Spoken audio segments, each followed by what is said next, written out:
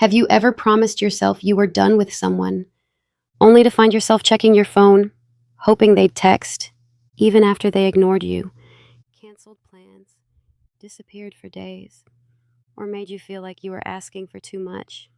The strange part isn't that they keep pulling away, it's that the more unavailable they become, the harder they are to let go. Why? Why does your brain become so attached to the people who give you the least? Why can consistency sometimes feel almost boring, while emotional distance feels exciting?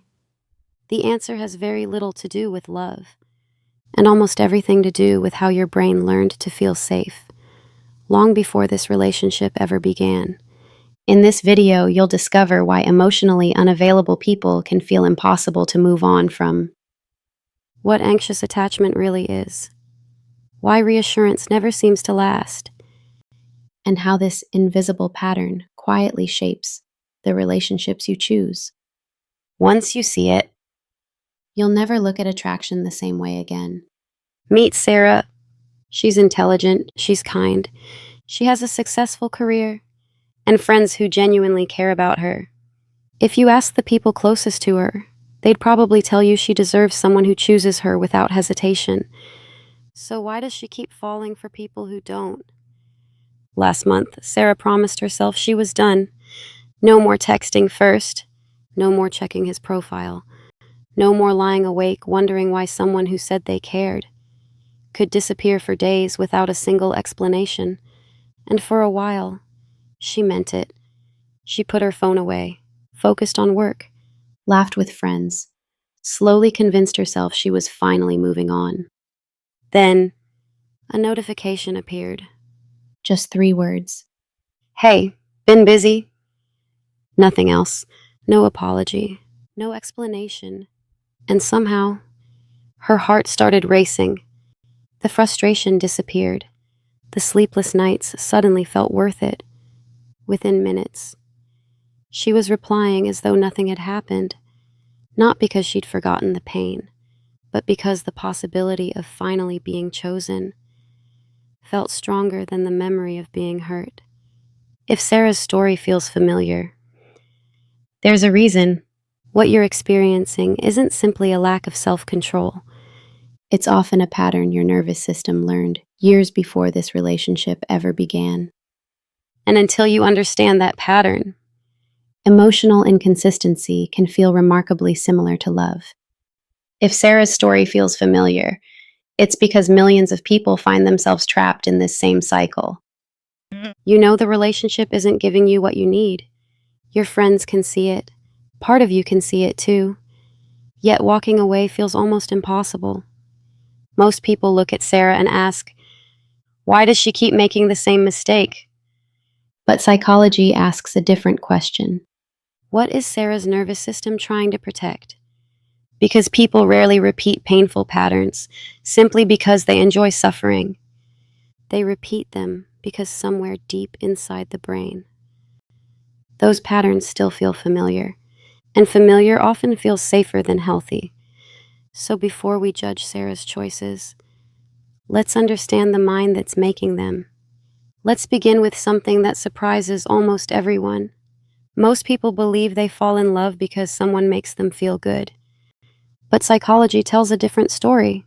Sometimes, the people who occupy the most space in our minds are the very people who make us feel the least secure. Think about Sarah. The man she's thinking about isn't especially kind. He isn't consistently present. He doesn't make her feel emotionally safe.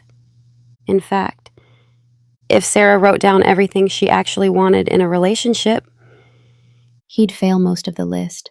So why can't she stop thinking about him? The answer begins with something psychologists have understood for decades. Our brains pay far more attention to uncertainty than certainty.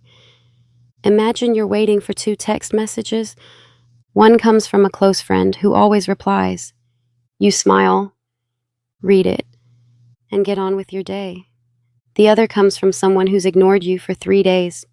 Before you even unlock your phone, your heart is already beating faster. Why? Because your brain isn't reacting to love, it's reacting to uncertainty. Human beings are prediction machines. Your brain is constantly trying to answer one question: what happens next? When the answer is predictable, your nervous system relaxes. When it isn't, your brain becomes alert. It starts replaying conversations, searching for clues, imagining different outcomes. Not because you're in love, because uncertainty demands attention. That's why emotionally unavailable people can occupy so much space in your mind. Not because they're better partners, because they leave your brain searching for answers. Psychologists call this intermittent reinforcement. Instead of receiving affection consistently, you receive it unpredictably. One day, they seem deeply interested. The next, they're distant. One message makes you feel chosen. The next leaves you questioning everything. That unpredictability keeps your attention locked onto the relationship. It's the same psychological principle that makes slot machines so addictive. You don't keep pulling the lever because you always win. You keep pulling it because this might be the time. For Sarah, every delayed reply, every unexpected compliment, every brief moment of closeness feels like proof that things are finally changing. But what she's becoming attached to isn't consistency, it's possibility. And that's a dangerous difference. Because possibility feels exciting, consistency feels quiet. If your nervous system learned that love had to be earned, peaceful relationships can feel strangely unfamiliar at first. Not because healthy love is boring, but because your brain has learned to confuse emotional intensity with emotional importance. Here's the truth most people never hear. Your brain doesn't automatically chase what's healthiest. It chases what's most familiar. And for some people, what's familiar isn't peace. It's uncertainty. It's working harder to be chosen. It's believing that love has to be won. But attraction alone doesn't explain why Sarah keeps returning to this pattern. To understand that, we need to go much further back. Because long before Sarah met him, her brain had already learned what love was supposed to feel like. The way Sarah responds to love didn't begin when she met this man. It began years earlier, long before dating, long before heartbreak, long before she ever heard the words attachment style. Because every child enters the world asking one silent question: when I need someone, will they be there? The answer to that question shapes far more than childhood. It quietly becomes the blueprint for how we experience relationships as adults. Now, it's important to understand something. No parent is perfect, and they don't need to be. Children don't need flawless parents. They need parents who are emotionally available, most of the time, predictable enough for a child to believe, when I'm scared, someone will come. When I'm upset, someone will comfort me. When I need connection, it won't disappear. When those experiences happen consistently, a child learns something powerful. The world is safe. Relationships are safe. Love doesn't have to be earned. But life isn't always that predictable. Imagine Sarah as a little girl. Some days, the people she depended on were warm, present, emotionally available. Other days, they were overwhelmed, distracted, emotionally distant. Not because they didn't love her, because they were carrying burdens of their own. Sarah couldn't understand any of that. She only noticed the pattern. Sometimes reaching out brought comfort. Sometimes it didn't. So her brain adapted. Not because it was broken, because it was trying to protect her. It became more alert, more sensitive to changes in people's moods, more aware of the smallest signs that connection might be slipping away. That's how hypervigilance begins. From the outside, it can look like emotional intelligence. And sometimes it is, but sometimes it's something very different. It's survival. Sarah isn't reading the room because she's curious. She's reading the room because her nervous system is quietly asking, "Am I still safe here?"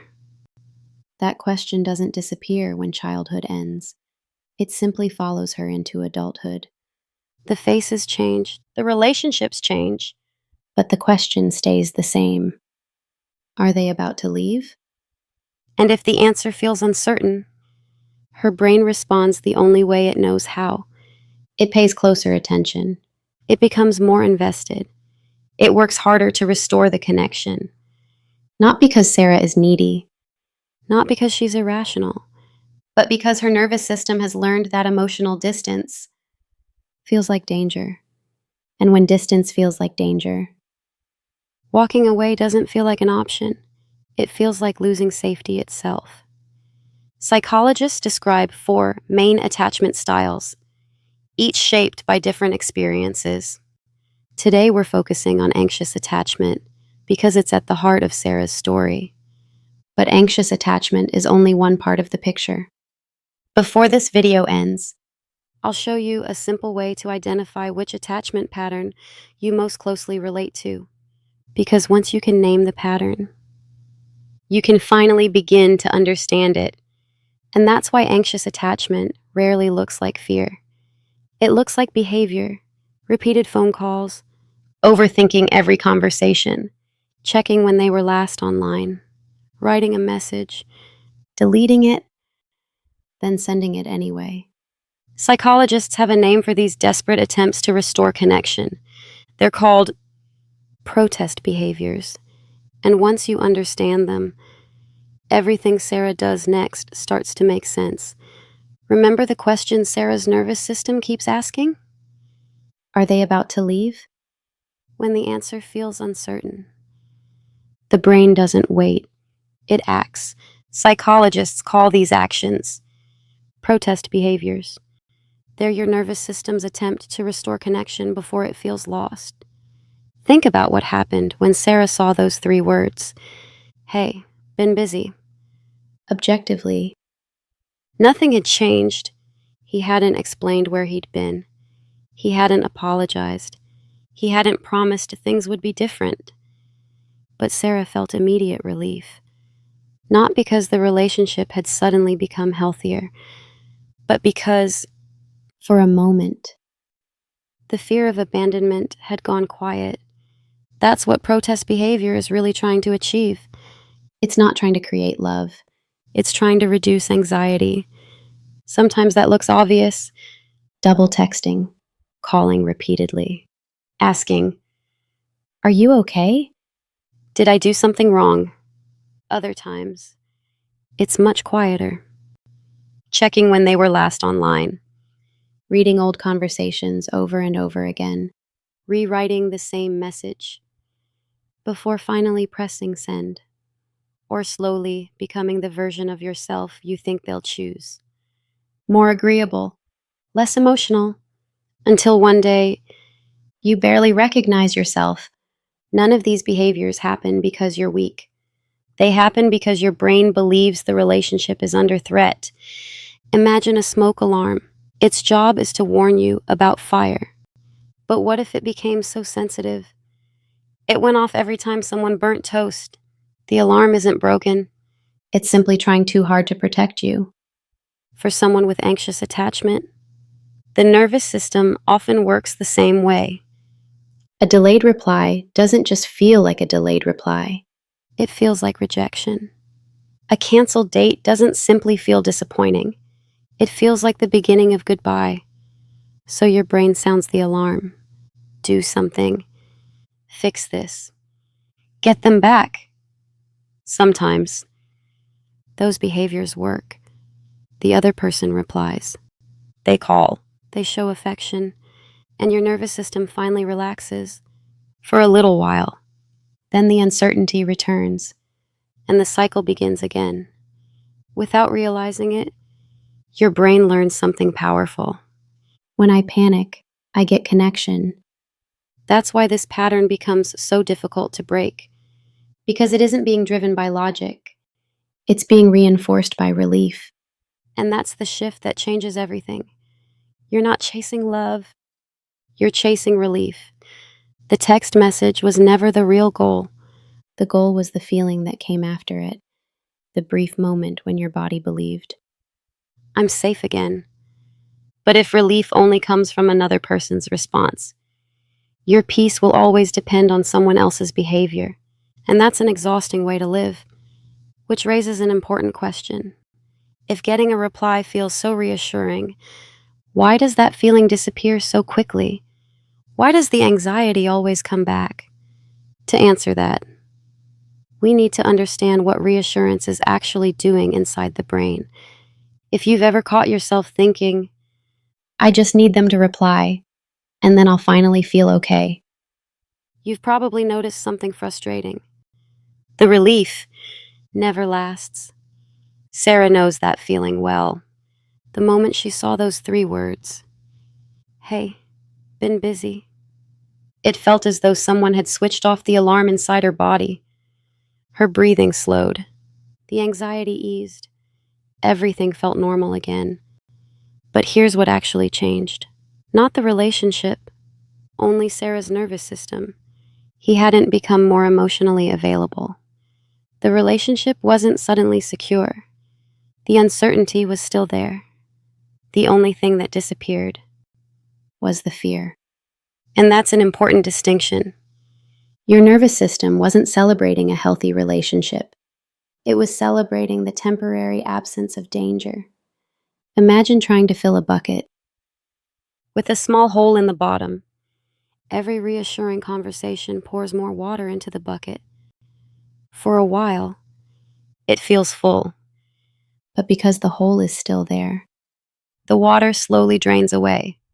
Before long, you're searching for another conversation, another apology, another sign that everything is okay. The problem was never the amount of reassurance. It was the leak. For someone with anxious attachment, that leak is often a deeply rooted fear that love can disappear without warning. So every time uncertainty returns, the bucket begins to empty again. That's why reassurance, by itself, rarely heals anxious attachment. It calms the symptom, not the fear underneath. And that's why no relationship can provide perfect certainty. Even the healthiest partner will sometimes be busy, need space, miss a message, feel overwhelmed, or simply have a bad day. If your nervous system interprets those ordinary moments as danger, you'll keep asking another person to solve a fear that began long before they entered your life. And that's an impossible job. Aren't built on constant reassurance. They're built on trust. Someone with secure attachment doesn't automatically assume silence means rejection. They assume there's probably another explanation. Someone with anxious attachment often assumes the opposite. Not because they're irrational, but because their nervous system has learned that uncertainty deserves immediate attention. And attention quickly becomes anxiety. Healing begins when your nervous system learns something new. That uncertainty isn't always a threat, because once that changes, you stop needing constant proof that you're loved. You begin to trust it. But there's still one question we haven't answered. If anxious attachment is so painful, why do so many people keep choosing partners who trigger it? To answer that, we need to understand the hidden trap that keeps this cycle repeating. At this point, you might be wondering something. If anxious attachment is so painful, why do people keep finding themselves in the same kind of relationship? Why doesn't Sarah simply choose someone who's emotionally available? The answer is surprisingly simple, because healing isn't just about recognizing unhealthy love. It's about learning to recognize healthy love. And those aren't always the same thing. When you've spent years believing that love is unpredictable, predictability can feel unfamiliar. Imagine you've lived your entire life beside a busy railway. The sound of passing trains becomes your normal. After a while, you barely notice the noise. Now imagine moving to a quiet countryside home. Most people would call it peaceful, but to you, the silence feels strange, almost uncomfortable.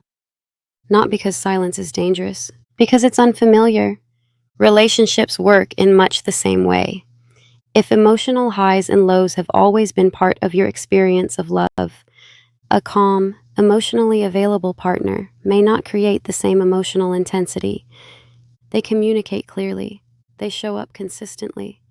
They don't leave you wondering where you stand.